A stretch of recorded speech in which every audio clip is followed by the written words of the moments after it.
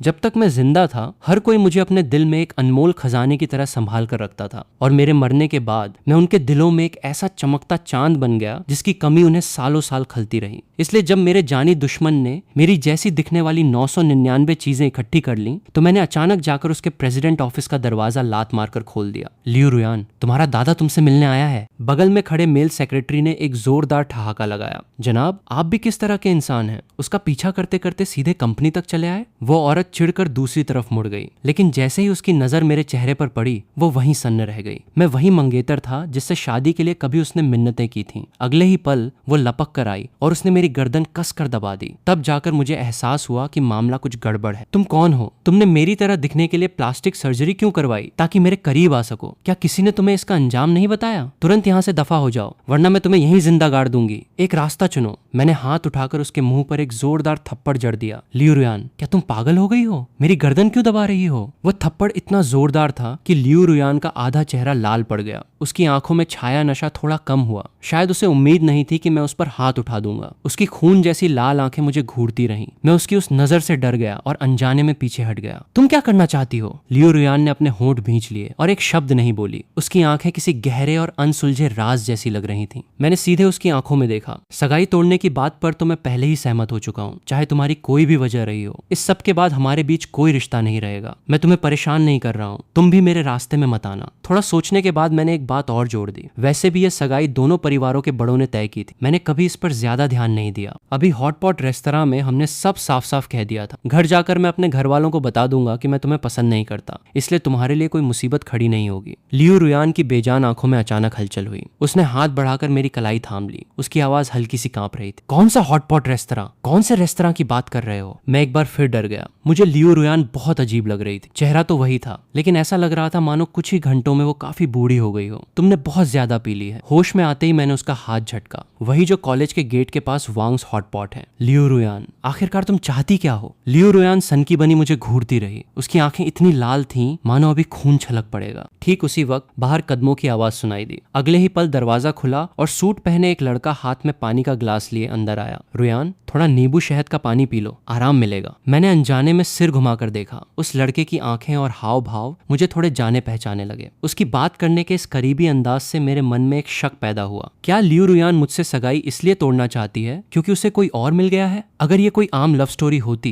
तो यकीनन मुझे गुस्सा आता, लेकिन मेरी और लियू रुयान की सगाई महज दो परिवारों का समझौता थी। कहने को तो हम बचपन के साथी थे, लेकिन कभी करीब नहीं रहे, इसलिए मुझे सिर्फ थोड़ी झिझक महसूस हुई। लियू रुयान पर एक नजर डालते हुए मैंने कहा, मैं चलता हूँ। इतना कहकर मैंने उस लड़के की तरफ सिर हिलाया और सीधे कमरे से बाहर निकल गया। पीछे खड़ी लियू रुयान मुझे घूरती रही। उसके हाथों की नसें उभर आई थीं। ये कैसे मुमकिन है? वो तो लियू रुयान होश में आई। उसने शहद के पानी का गिलास गिरा दिया, अपने नशे को दबाया और लड़खड़ाते हुए पीछे भागी। लेकिन गलियारा पूरी तरह खाली था, मानो अभी अभी जो इंसान वहां खड़ा था वो महज उसका एक वहम था। दूसरी तरफ मैंने घर जाने के लिए कैब ली। देर रात का वक्त था, लेकिन हवेली में अब भी पूरी रोशनी जगमगा रही थी। मुझे थोड़ी चिंता होने लगी, कहीं मेरी बहनें मेरा क्लास लेने के लिए इंतजार तो नहीं कर रही हैं। माता पिता के गुजरने के बाद मेरी बहनों ने मुझे अपनी पलकों पर बिठा कर रखा था। रात के 12 बजे के बाद घर न पहुंचना उनकी नजर में किसी कयामत से कम नहीं था। मैं सोच ही रहा था कि घर जाकर क्या सफाई दूंगा। जैसे ही मैंने दरवाजा खोलने के लिए चाबी निकाली, देखा कि ताला बदल दिया गया था। एक हाईटेक फिंगरप्रिंट लॉक, ये तो हद ही हो गई। घर का ताला बदल दिया और मुझे खबर तक नहीं की। मैंने चिढ़कर डोरबेल बजाई, लेकिन अंदर से कोई दरवाजा खोलने नहीं आया। बस म्यूजिक का शोर सुनाई देता रहा। क्या बकवास है। मैंने पासवर्ड पैड को स्लाइड किया और अपनी जन्म तिथि डाली। बीप की आवाज के साथ दरवाजा खुल गया। लिविंग रूम का नजारा देखकर मैं दंग रह गया। वहां आदमियों और औरतों का एक ग्रुप शराब पी रहा था। मेरी मंझली बहन सोफे पर बेपरवाही से टिकी हुई थी। लियू रुयान उस नई ऐतिहासिक फिल्म में पैसा लगाना चाहती है ना? कुछ ही दिनों में मैं उसी तरह की एक स्क्रिप्ट रिलीज करूंगी, फिर देखते हैं उसकी फिल्म में कौन जाता है। हम उसके साथ कोई रिश्ता नहीं रखेंगे। डायरेक्टर ट्रान, आपकी लियू रुयान से क्या दुश्मनी है? पास बैठे एक आदमी ने हंसते हुए पूछा। दुश्मनी? कैसी दुश्मनी? बहुत बड़ी दुश्मनी है। ट्रान तिन ने ठंडी हंसी हंसते हुए कहा। या तो वो रहेगा या मैं। मुझे लगा कि मंझली बहन यकीनन पागल हो गई है। अगर बड़ी बहन को पता चला कि वो ऐसा खेल खेल रही है तो वो उसकी टांगे तोड़ देगी। मंझली बहन, मंझली बहन! मैंने भीड़ में से रास्ता बनाने की कोशिश की, लेकिन घर बहुत बड़ा था। ट्रान तिन जैसे बहरी हो चुकी थी। उसे अंदाजा ही नहीं हुआ कि मैं घर आ चुका हूँ। मेरा सब्र टूट गया। मैंने जमीन से चप्पल उठाई और सीधे उसके मुंह पर दे मारी। लिविंग रूम में सन्नाटा छा गया। ट्रांतिन ने अपनी गोद में पड़ी चप्पल को देखा। उसका चेहरा ठंडा पड़ गया और उसने धीरे धीरे सिर उठाकर उस सख्त चेहरे को देखा। वहां बैठा हर इंसान सांस रोके मुझे देख रहा था। ये लड़का कौन है? कोई नया नया आया है क्या? चेहरा तो बेहद शानदार है, पर्सनैलिटी भी बढ़िया है, लेकिन इतनी हिम्मत, चप्पल फेंकने की हिम्मत की, और इसे बहन बुला रहा है। हर कोई जानता था कि ट्रांतिन के सामने ये बात कहना मना था। इससे पहले एक मशहूर मेल स्टार ने उनसे करीबी बढ़ाने के लिए उन्हें बहन कह दिया था, तो उसका करियर वहीं खत्म कर दिया गया था। सबको लगा कि ट्रांतिन अब आग बबूला हो जाएगी, लेकिन किसे पता था कि वो बेधड़क मुझे घूरती रहेगी और उसकी आंखों से आंसू छलक पड़ेंगे। छोटे भाई, मुझे उसकी इस अजीब हरकत का अंदाजा नहीं हुआ। मुझे लगा कि वो शराब के नशे में बहक रही है, इसलिए मैं गुस्से में आगे बढ़ा। ट्रांतिन,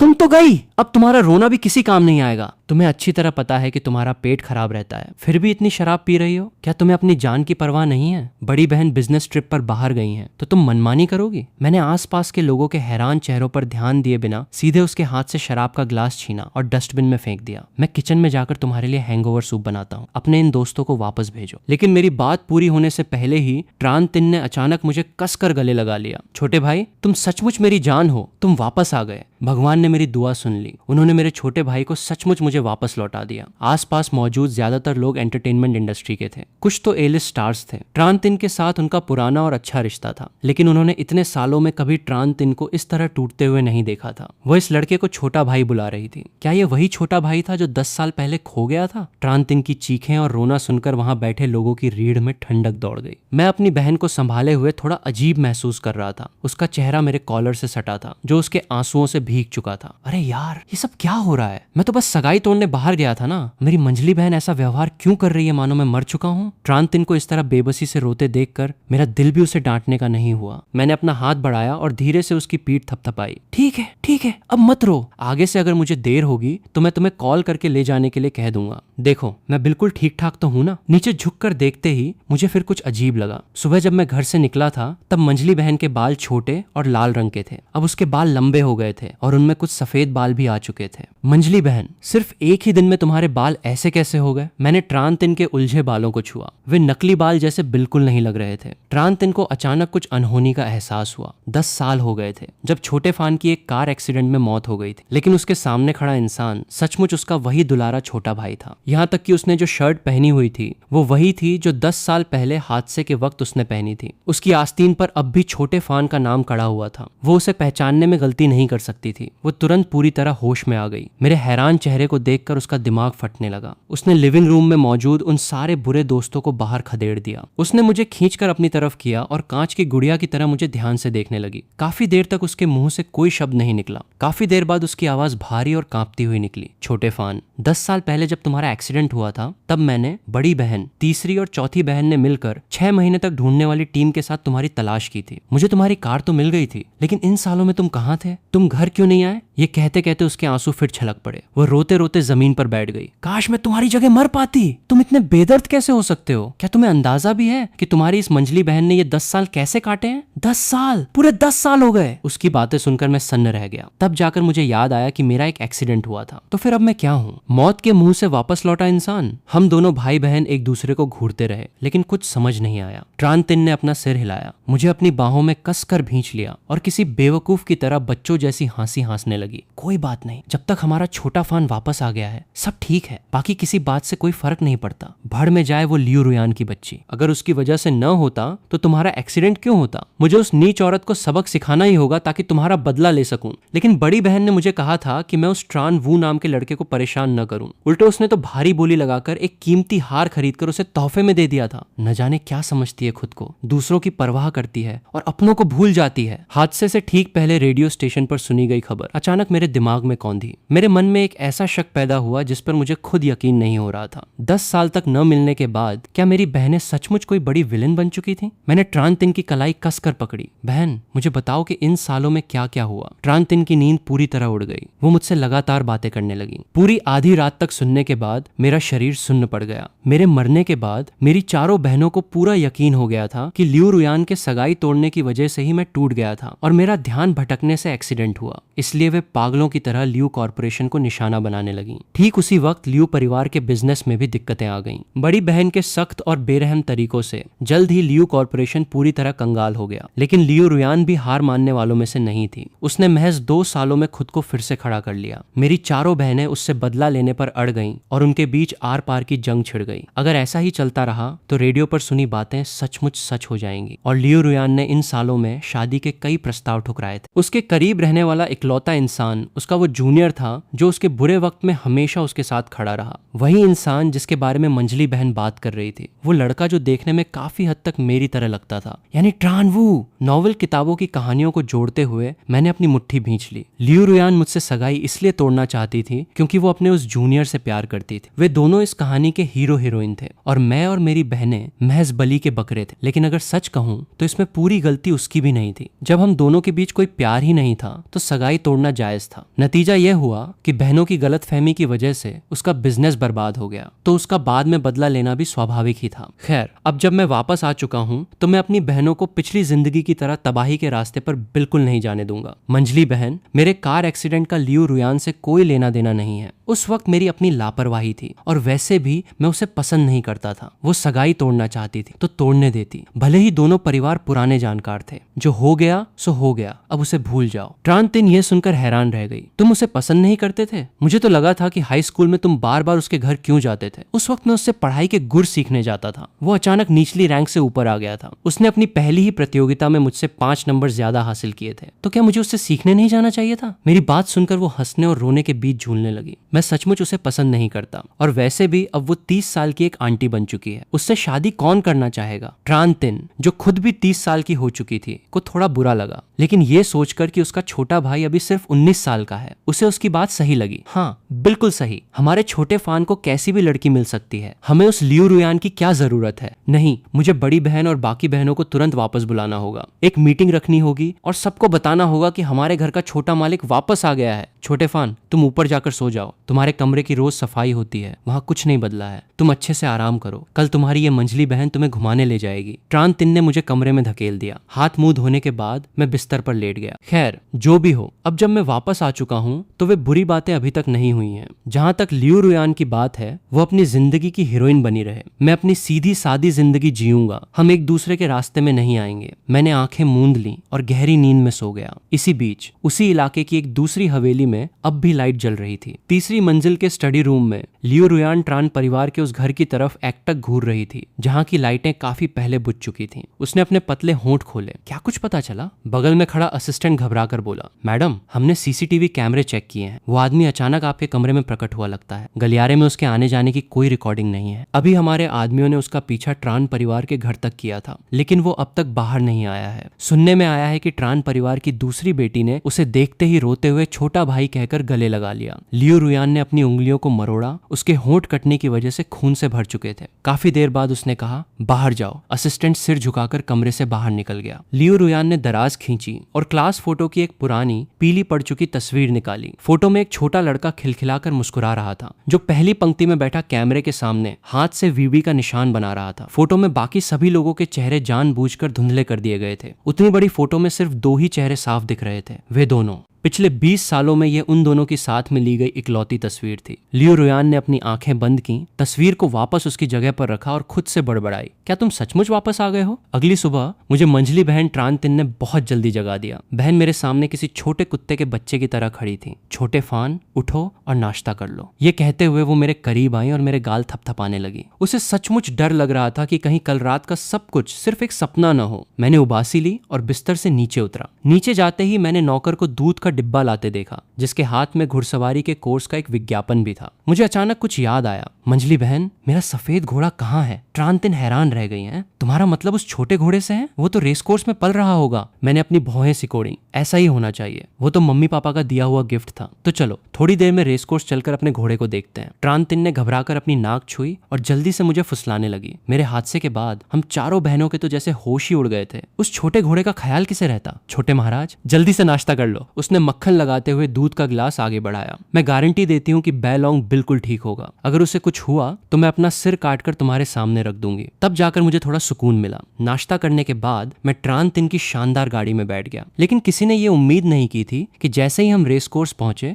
गेट के बाहर एक खास नंबर प्लेट वाली कार खड़ी दिखाई दी। कार का दरवाजा खुला और लंबी टांगों वाली एक बेहद अट्रैक्टिव महिला बाहर निकली। उसने सफेद रंग का सूट पहना हुआ था, जो उसकी पतली काया को साफ उभार रहा था। उसकी बीच वाली उंगली में पहनी अंगूठी की ठंडी चमक उसकी आंखों में उतर आई थी। वो बस खामोशी से वहां खड़ी थी, फिर भी उसकी खूबसूरती में एक ऐसा जादू था जो किसी को भी दीवाना बना दे। ट्रान तिन का चेहरा बदल गया। लियू रुयान यहाँ घुड़सवारी करने क्यों आई है और ये कैसे अजीब कपड़े पहन रखे हैं? क्या पागल हो गई है? मैंने एक नजर देखा और मन ही मन उसकी बुराई किए बिना नहीं रह सका। सचमुच दिखावेबाज और चालाक औरत है। स्कूल के दिनों में तो सिर्फ सफेद शर्ट पहनती थी जो कितनी अच्छी लगती थी, बस थोड़ी ठंडी सी दिखती थी। अब तो सिर से लेकर पैर तक हर जगह चालाक बिजनेसमैन लिखा हुआ है। मुझे याद आया कि हाई स्कूल में मुझे इस तरह के कपड़े पहनने वाले लोग बहुत पसंद थे और मैंने अपने क्लासमेट के साथ इस पर चर्चा भी की थी। उस वक्त पास बैठी लियू रुयान ने बड़ा नखरा दिखाया था और चेहरे पर बेरुखी आ गई थी। अब देखो वो खुद वैसी ही बन गई है। गनीमत ये रही कि लियू रुयान ने शायद हमें नहीं देखा था। ये लड़की बचपन से ही नखरेबाज रही है, इस उम्र में भी इसकी आदतें नहीं बदली। ट्रान तिन ने अपनी जीभ टिकाई। मैंने भी उसकी बात में हाँ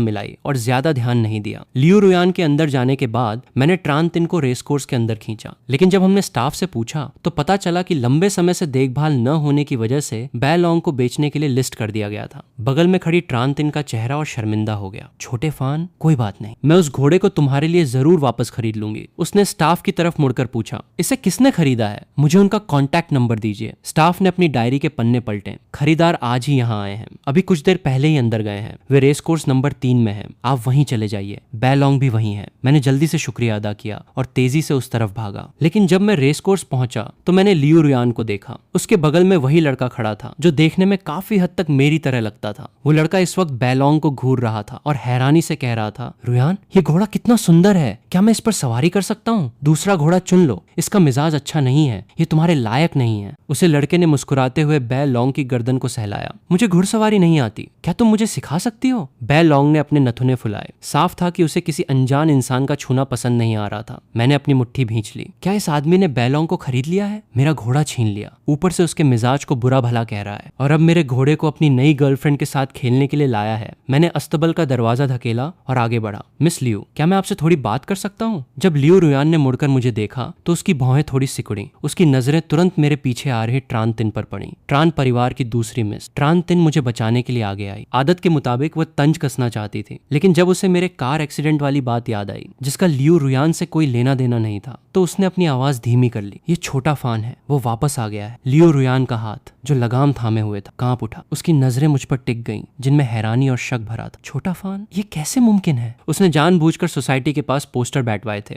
ये सोचकर कि छोटा फान बैलोंग को देखने जरूर आएगा। उसे उम्मीद नहीं थी कि वो सचमुच आ जाएगा। गनीमत थी कि उसने वक्त रहते बैलोंग को खरीद लिया था। उसने अपने चेहरे के भावों को काबू में करने की कोशिश की, लेकिन उसकी हथेलियों में पसीना आ गया था। ये बात तुम्हें समझाना बहुत मुश्किल है, लेकिन कुल मिलाकर मैं वापस आ गया हूँ। क्या तुम बैलोंग को मुझे वापस भेज सकती हो? तुम जो भी कीमत मांगोगी मैं देने को तैयार हूँ। मैंने सोच समझकर बात शुरू की। मुझे पता है कि मेरी बहन और बाकी लोगों ने पहले बहुत ज्यादा कर दिया था, लेकिन उन्होंने मेरे लिए ही तुम्हें गलत समझा था। मैं माफी मांगता हूँ। अगर तुम्हें कोई हर्जाना चाहिए तो हम उस पर भी बात कर सकते हैं। लेकिन मेरी बात पूरी होने से पहले ही लियू रुयान ने सिर हिला दिया। ये मुमकिन नहीं है, बैलोंग अभी किसी काम में बिजी है। क्या तुम मुझसे झूठ बोल रही हो? बैलोंग का क्या काम हो सकता है? मैंने अविश्वास से लियू रुयान की तरफ देखा। वो एक घोड़ा है, क्या उसे भी नौकरी पर जाना है? लियू रुयान ने मेरी बात सुनी और सिर हिलाया। हाँ, उसे काम पर जाना है। लियू कॉर्पोरेशन ने हाल ही में एक फैंटेसी ड्रामा टियानसिया में इन्वेस्ट किया है और वो उसमें एक अहम किरदार निभा रहा है। शूटिंग जल्द ही शुरू होने वाली है, इसलिए मैं बैलोंग को लेने आई हूँ। अगर अब घोड़ा बदला गया तो कोई दूसरा सही घोड़ा नहीं मिलेगा। उसने बैलोंग को पुचकारा और शांत आवाज में कहा, इसलिए मुझे अफसोस है, मैं इसे तुम्हें वापस नहीं दे सकता, लेकिन तुम जब चाहो आकर इससे मिल सकते हो। ट्रान तिन का मुंह खुला का खुला रह गया। उसे समझ नहीं आया कि क्या कहे। पैसों के मामले में हम लियू रुयान से नहीं जीत सकते थे, और रिश्तों की बात करें तो पहले हम एक दूसरे का खून बहाने पर उतारू थे।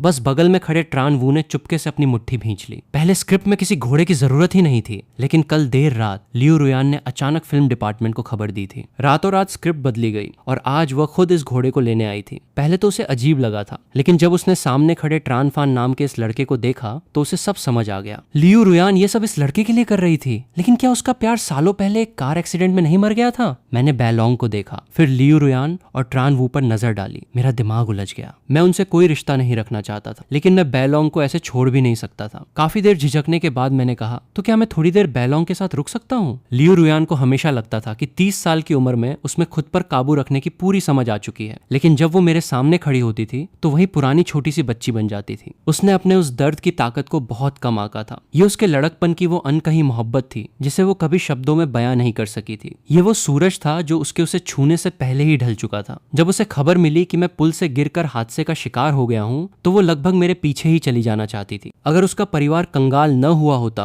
और वो मुझे किसी परेशानी में न डालना चाहती तो वो कभी सगाई तोड़ने की बात सोचती भी नहीं। किसे पता था कि ठीक उसी दिन मेरे साथ हादसा हो जाएगा। 10 सालों से एक भी पल ऐसा नहीं बीता जब उसने ये न सोचा हो। अगर उस दिन उसने सगाई तोड़ने की बात न की होती तो शायद मेरा कार एक्सीडेंट नहीं होता। अब मुझे अपने सामने देखकर, मेरी आवाज सुनकर और मेरी खुशबू महसूस करके लियो रुयान का बस नहीं चल रहा था कि वो मुझे कसकर गले लगा ले। लगाम थामे उसका हाथ पसीने से भीग चुका था। वो अपने दिल के उत्साह को दबाने की कोशिश कर रही थी। उसने अपनी तड़पती हुई नजरें मुझसे हटाई और शांत आवाज में कहा, ट्रांसपोर्ट वाली गाड़ी लगभग 1 घंटे में आ जाएगी। मिस्टर ट्रान, आप आराम से रुक सकते हैं। मेरी आंखें तुरंत चमक उठी और मैंने एक हल्की मुस्कान के साथ कहा, शुक्रिया मिस लियो। जब मैं ट्रानवू के पास से गुजरा तो मुझे लगा कि वो मुझे थोड़ी अजीब नजरों से देख रहा है। फिर मैंने सोचा, अपनी गर्लफ्रेंड के साथ डेट पर आए इंसान के सामने अचानक कोई दूसरा लड़का आ जाए तो बुरा लगना स्वाभाविक ही है। थोड़ी झिझक के साथ मैंने सफाई देते हुए कहा, आई एम सॉरी, मेरा इरादा आप दोनों की डेट में खलल डालने का बिल्कुल नहीं था। लियो रुयान और मैं पुराने क्लासमेट हैं और हमारे परिवारों के रिश्ते भी ठीक हैं, लेकिन हम उतने करीब नहीं हैं। मुझे अंदाजा नहीं था कि उसने मेरी ये घोड़ी खरीद ली है। आप दोनों आराम से घूमो, मैं बैलोंग को दूसरे रेस कोर्स ले जाता हूँ, थोड़ी देर में लौटा दूंगा। ट्रानवू हैरान रह गया और उसने भी औपचारिकता निभाते हुए मुस्कुराकर कहा, जी बिल्कुल। लेकिन लियो रुयान ने अचानक बीच में टोकते हुए कहा, ये मंगेतर थे। ट्रानवू के चेहरे का रंग उड़ गया। उसने अविश्वास से मेरी तरफ देखा। मेरी उम्र 20 साल भी नहीं लग रही थी। तो क्या मैं लियो रुयान का वही पुराना मंगेतर था जो सालों पहले गुजर चुका था? हम पहले मंगेतर थे लेकिन हमने सगाई तोड़ दी थी। मुझे समझ नहीं आया कि लियो रुयान पागल हो गई है क्या? वो नए पार्टनर के सामने पुराने रिश्ते का जिक्र क्यों कर रही है? लियो रुयान की आंखों में एक चमक आई। उसके चेहरे के भाव स्वाभाविक थे। वैसे भी ये बात छिपाने जैसी नहीं थी। बहुत से लोग इसके बारे में जानते थे। क्या कोई बात है? मुझे लगा कि कुछ तो गड़बड़ है, लेकिन मैं साफ साफ समझ नहीं पा रहा था। मैंने एक बेमन की मुस्कान दी, सिर झुकाया और बैलोंग को लेकर वहां से निकल गया। बगल में खड़े स्टाफ मेंबर ने कहा,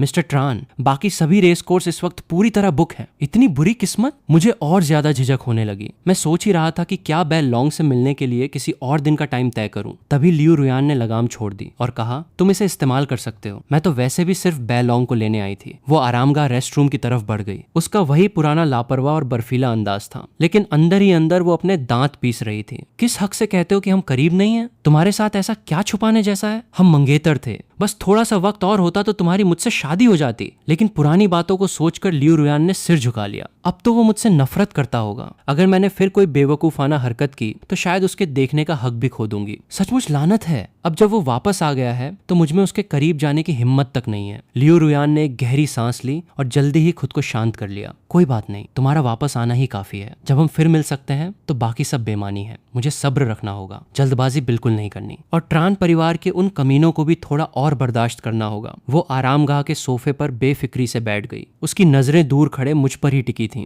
लेकिन उसने ट्रानवू की आंखों में कौंधी उस बर्फीली चमक पर ध्यान नहीं दिया। 1 घंटे बाद ट्रांसपोर्ट वाली गाड़ी आ गई। मैंने लियो रुयान और ट्रानवू को साथ आते देखा और न चाहते हुए भी बैलोंग को छोड़ दिया। शुक्रिया मिस लियो, हम चलते हैं। लियो रुयान ने सिर हिलाया, ज्यादा कुछ नहीं कहा और सीधे गाड़ी में बैठ गई। तब मैंने मंजली बहन की तरफ देखा। क्या बड़ी बहन और बाकी सब वापस आ गए? ट्रानतिन रहस्यमयी तरीके से मुस्कुराई। बड़ी बहन शायद अभी बिजनेस ट्रिप से लौटकर कंपनी पहुंची होंगी। चौथी बहन यूरोप में मैच खेल रही है, उससे संपर्क नहीं हो पा रहा। तीसरी बहन भी विदेश में है। मैंने जानबूझकर उन्हें नहीं बताया कि तुम वापस आ गए हो ताकि सरप्राइज दे सकूं। अभी हम सीधे कंपनी जाकर बड़ी बहन को घेर सकते हैं। देखना वो मुझसे भी ज्यादा रोएगी। लेकिन रास्ते में ट्रानतिन का फोन बज उठा। कुछ बातें सुनते ही उसका चेहरा गंभीर हो गया। ठीक है, मैं अभी आती हूँ। फोन काटकर वो झिझकते हुए मेरी तरफ देखने लगी। छोटे फान, चौथी बहन की तरफ थोड़ी परेशानी हो गई है, मुझे वहां जाना पड़ेगा। क्या तुम अकेले बड़ी बहन के पास जा सकते हो? मैंने चिंता से पूछा। चौथी बहन को क्या हुआ? छोटी सी बात है, मैं संभाल लूंगी, तुम जाओ। ट्रानतिन बातें घुमाने लगी। मुझे मजबूरी में गाड़ी से उतरकर बड़ी बहन की कंपनी जाना पड़ा। रिसेप्शन पर वजह बताने पर पता चला कि बड़ी बहन अभी मीटिंग में है।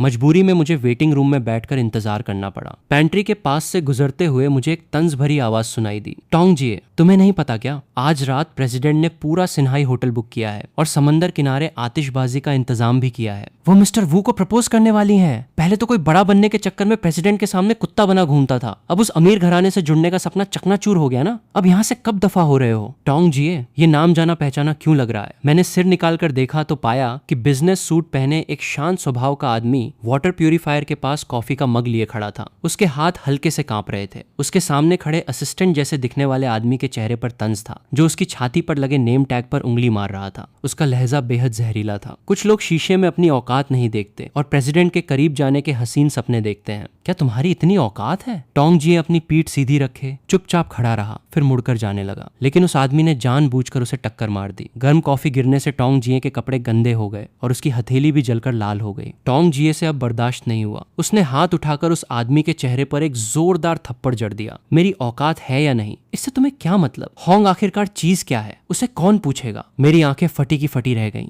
क्या ये सचमुच मेरे जीजाजी हैं? उस आदमी को उम्मीद नहीं थी कि टोंग जिए हाथ उठा देगा। वो काफी देर तक अपना चेहरा थामे सन्न खड़ा रहा। यहाँ का शोर सुनकर कई लोग इकट्ठा हो गए। ये क्या हो रहा है? वो आदमी तुरंत संभला और चालाकी से बोला, असिस्टेंट टोंग, मैंने तो बस यूं ही कहा था कि प्रेसिडेंट प्रपोज करने वाली हैं। आप इतना भड़क क्यों गए और मुझ पर हाथ भी उठा दिया? टोंग जिए ने कोई सफाई नहीं दी, बस ठंडी नजरों से उसे देखा। तो जाकर पुलिस में शिकायत कर दो। वो फालतू वक्त जाया नहीं करना चाहता था। अपनी जली हुई हथेली सहलाते हुए पेंट्री से बाहर निकलने लगा। तभी वो सीधे एक दुबली पतली औरत से टकरा गया। उस औरत ने टोंग जिए की ये बदहवास हालत देखी तो उसकी भौहें झुंझलाहट में सिकुड़ गईं। तुम फिर से ये क्या करने लगे? आसपास के लोग जोर जोर से बातें करने लगे। उन्होंने अभी अभी जो बात सुनी थी वो एक दूसरे को बताने लगे। डो तू कॉन्ग नाम का वो आदमी टोंग जिए के सामने ऐसे मासूम बनने का नाटक कर रहा था मानो उस पर कोई बहुत बड़ा अन्याय हुआ हो। ट्रान हुआंग का चेहरा और भी बिगड़ने लगा। क्या कंपनी तुम्हारे फालतू के झगड़ों और सहकर्मियों को परेशान करने की जगह बन गई है? टोंग जिए ने महज एक ठंडी हंसी हंसी। आप जो सोचना चाहती हैं सोच सकती हैं। शादी के इन 3 सालों में उसने ट्रान हुआंग की बेरुखी और घमंड को बहुत सहा था। उसका सब्र और प्यार सिर्फ ट्रान वू नाम के उस छोटे से स्टार के लिए था। बाकी किसी की बात उसके कानों तक पहुंचती ही नहीं थी, इसलिए सफाई देना भी बेकार था। ट्रान हुआंग ने अपनी मुट्ठी भींच ली। असिस्टेंट टोंग, क्या तुम जानबूझकर मुझसे पंगा लेना चाहते हो? दोनों के बीच माहौल तनावपूर्ण हो गया। टोंग जिए पर झूठा आरोप लगाने वाले उस आदमी की आंखों में जीत की चमक तैर गई। उसका नाम डो तू कॉन्ग था। वो ट्रान वू का बहुत बड़ा फैन था और काफी समय से ट्रान हुआंग और ट्रान वू को एक साथ देखना चाहता था। टोंग जिए, जो प्रेसिडेंट के पीछे पड़ा रहता था, उसे बहुत पहले से चुभ रहा था। वो उसे सबक सिखाने का कोई मौका नहीं छोड़ना चाहता था। सबसे अच्छा तो ये होता कि उसे कंपनी से बाहर ही निकाल दिया जाता ताकि वो फिर कभी उसके करीब न आ सके। लेकिन किसी ने उम्मीद नहीं की थी कि पैंट्री के बाहर से अचानक एक आवाज गूंजेगी। जब तुमने खुद पहले दूसरों को परेशान किया तो अब उल्टे आरोप लगाने की तुम्हारी हिम्मत कैसे हुई? क्या थोड़ी सी भी शर्म बाकी नहीं है? मुझे देखते ही टोंग जिए एक पल के लिए सन्न रह गया। ये लड़का इतना जाना पहचाना क्यों लग रहा है? बिल्कुल मेरे उस छोटे साले जैसा जो सालों पहले गुजर चुका था। लेकिन ये कैसे मुमकिन है? जब वो गुजरा था तो ट्रान हुआंग का रो रोकर बुरा हाल हो गया था। मैंने खुद उसे संभाला था, उसका दिल बहलाया था और उसकी कंपनी संभालने में मदद की थी। पुलिस ने समंदर में 1 महीने से ज्यादा तलाश की थी। तटीय इलाकों के सारे कैमरे चेक किए गए थे। छोटे फान के जिंदा बचने का कोई चांस ही नहीं था। वो जानता था कि उसकी पत्नी अपने छोटे भाई से कितना प्यार करती थी। इसीलिए शुरुआत में ट्रान हुआंग का ट्रान वू के प्रति लगाव सिर्फ इसलिए था क्योंकि वो काफी हद तक उसके छोटे भाई जैसा दिखता था। उसने खुद को भी यही समझाया था कि उसे बस अपने भाई की याद आती है। लेकिन बाद में जिस तरह उसने बार बार ट्रान वू का पक्ष लिया, उससे टोंग जिए को अपनी असली जगह समझ आ गई। ट्रान हुआंग उसे अपना पति नहीं मानती थी। वो बस एक आज्ञाकारी जीवन साथी था जो उसकी जरूरत के वक्त काम आ जाता था। वहीं डो तू कॉन्ग ने अपनी भौहें सिकोड़ी और मन ही मन मुझे दूसरे के मामले में टांग अड़ाने के लिए कोसने लगा। तुम कौन हो? तुम हमारी कंपनी के कर्मचारी तो नहीं लगते? फालतू में यहाँ आकर मुझ पर दूसरों को परेशान करने का आरोप लगा रहे हो। तुम्हारे पास क्या सबूत है? उसने मुझे ऊपर से नीचे तक परखा। अपने मासूम चेहरे के पीछे वो मेरी पहचान का अंदाजा लगाने लगा। क्या ये कोई कल का आया लड़का है जो प्रेसिडेंट का ध्यान खींचना चाहता है, या फिर टोंग जिए का कोई दोस्त है? दिखने में तो अभी अभी ग्रेजुएट हुआ कोई बेवकूफ लड़का लगता है। इसमें अक्ल की कमी है। इससे डरने की जरूरत नहीं है। उसकी आंखों में हकारत का भाव आ गया। प्रेसिडेंट, मैं कसम खाकर कह सकता हूँ कि अगर मैंने झूठ बोला हो तो बाहर निकलते ही गाड़ी मुझे उड़ा दे।